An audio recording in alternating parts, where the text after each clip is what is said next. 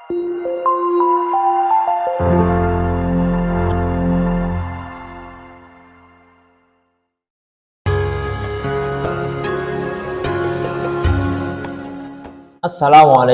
warahmatullahi wabarakatuh.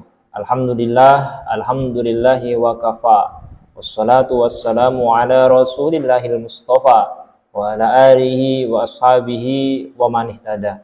Hadirin Sobat IB dimanapun Anda berada, alhamdulillah pada pagi hari ini kita bersyukur kepada Allah Ta'ala masih dipertemukan dengan bulan Ramadan. Kita masih diberikan kesempatan, kenikmatan, waktu luang bisa menunaikan seluruh aktivitas rangkaian ibadah di bulan suci Ramadan. Dan alhamdulillah pada pagi hari ini kita akan belajar sedikit merenungi apa-apa yang sudah Allah tetapkan dalam kehidupan kita, dan itu digambarkan oleh Allah Ta'ala di dalam Al-Quran.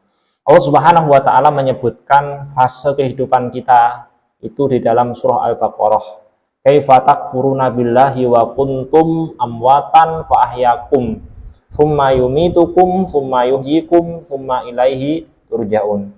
Di dalam ayat tersebut Allah Subhanahu wa Ta'ala sebutkan bahwasanya dulu kita itu dalam keadaan mati, kemudian kita diciptakan, dihidupkan oleh Allah di dunia ini. Wa kuntum amwatan, dulunya kita mati, fa ahyakum, kita kemudian dihidupkan oleh Allah, hadir terlahir di muka bumi ini. Kurang lebih kita sebagai umat Nabi Muhammad SAW itu hidup di muka bumi ini 60 sampai 70 tahun. Sebagaimana yang belum sampaikan, a'maru ummati ma baina sitin wa sab'in ila sab'in wa aqalluhum man yajuzu dzalik.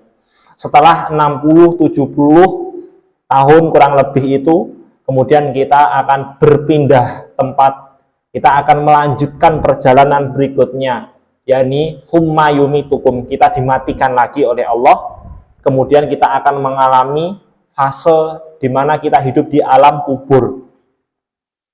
Di alam kubur kita hidup selama 1000 tahun, seraya sambil menunggu datangnya hari kiamat. Dan di dalam ayat ini Allah gambarkan ternyata umat manusia ketika diciptakan itu dia akan mengalami 4 fase kehidupan. 2 fase kehidupan itu di dunia dan 2 fase kehidupan di akhirat. 2 fase kehidupan di dunia di muka bumi ini, pertama, dan yang kedua adalah di alam kubur di dunia. Kemudian kita berpindah ke fase kehidupan yang di akhirat, 2 fase di akhirat ini. Allah sebutkan summa yuhyikum, kemudian kita dibangkitkan lagi, pindah dari alam dunia, kemudian pindah ke alam akhirat. Kita dibangkitkan dari alam kubur, yaitu masih berada di dunia, kemudian dibangkitkan menuju ke alam akhirat, yaitu barzah. Mohon maaf, bukan barzah, alam di padang mahsyar. Dan kita hidup di padang mahsyar itu kurang lebih 50.000 tahun sambil menunggu pertanggungjawaban pertanyaan-pertanyaan yang Allah minta, Allah tanyakan kepada kita semua, yang sebagaimana para asatid sampaikan, la tazulu qadam abdin yaumal qiyamah dan lain sebagainya. Kemudian dari situ barulah kita menentukan takdir kita, apakah kita ke neraka terlebih dahulu ataupun langsung ke surga. Sobat IB dimanapun Anda berada, sehingga kalau kita lihat, kita renungi, hidup kita di dunia cuma 60-70 tahun, kemudian alam kubur 100 tahun, kemudian di padang mahsyar itu 50.000 tahun, dan di akhir, perjalanan akhir adalah surga ataupun neraka, itu adalah kekal. Itu sangat ngeri sekali, karena sebenarnya beban hidup kita itu di dunia dan di akhirat. Kita melakukan sebuah beban dosa selama di dunia 60 ataupun 70 tahun, tapi efeknya luar biasa ternyata di kubur 1000 tahun, kemudian di padang mahsyar 50.000 tahun, di surga ataupun neraka. Ya, otomatis ketika di neraka kita akan merasakan yang namanya azab, dan di surga kita akan mendapatkan kenikmatan-kenikmatan yang Allah Subhanahu wa Ta'ala janjikan. Maka waktu kita hidup di muka bumi ini sangat sedikit sekali, dan waktu hidup di muka bumi ini itu yang menentukan kita nanti bagaimana kondisi kita di alam kubur, di padang mahsyar, ataupun di akhirat, di surga ataupun di neraka. Maka di setiap kehidupan kita di muka bumi ini, mulai dari bangun tidur, kemudian makan, kemudian masuk kamar mandi, kemudian pergi kerja, kemudian pergi ke pasar, kemudian berlibur dan lain sebagainya, kehidupan kita sehari-hari selama 50-60 tahun itu neraka sudah menanti kita. Neraka sudah menunggu kita mulai di kamar tidur, mulai di kamar mandi, mulai di ruangan, mulai di pasar, di tempat kerja, neraka sudah menunggu kita. Dan itu kalau digambarkan, dirasiokan di dalam kehidupan, 4 fase kehidupan kita itu sangatlah pendek. Kita melakukan potensi dosa itu hanya 60 ataupun 70 tahun. Tapi efeknya itu sampai 1000 tahun di alam kubur, efeknya sampai 50.000 tahun di padang mahsyar, bahkan nanti kekal di neraka. Maka sobat ibu dimanapun Anda berada, kita sudah dibekali oleh Allah Subhanahu wa Ta'ala untuk mengantisipasi efek jera dosa itu semua, yang mana nanti dosanya itu pasti ujung-ujungnya adalah ke neraka. Maka Allah Subhanahu wa Ta'ala menyampaikan kepada Rasulullah Muhammad SAW, diajarkan kepada beliau, disebutkan di dalam kitab Shahihul Jami' As-Shaghir yang yang dikumpulkan oleh Syekh Al-Albani, Nasaruddin Al-Albani, itu diriwayatkan oleh Tirmidzi bahwasanya untuk mengantisipasi azab, beban hidup kita, dosa kita di kehidupan setelah kita hidup di muka bumi ini adalah dengan senantiasa berdoa, memohon kepada Allah Ta'ala dijauhkan dari api neraka dan dimasukkan ke dalam surganya Allah Ta'ala. Maka Rasulullah SAW menyebutkan bahwasanya man sa'alallahal jannata, siapapun yang meminta kepada Allah Ta'ala surga, dimasukkan ke dalam surga, maka illa qalatil jannatu Allahumma adkhilhu al-jannah, maka surga itu pun juga akan ikut andil mendoakan kepada kita semua agar masuk ke dalam surga, masuk ke dalam dia. Maka ketika kita memohon kepada Allah, dan itu dilakukan sebanyak 3 kali, man sa'alallaha jannata salasata maratin illa qalatil jannatu Allahumma adkhilhu al-jannah. Ya Allah, siapapun yang orang itu berdoa kepadamu untuk dimasukkan ke dalam surga sebanyak 3 kali, maka dia akan mendoakan kita semua, Allahumma adkhilhu al-jannah, ya Allah, kabulkanlah orang yang telah berdoa kepada engkau agar dimasukkan ke saya.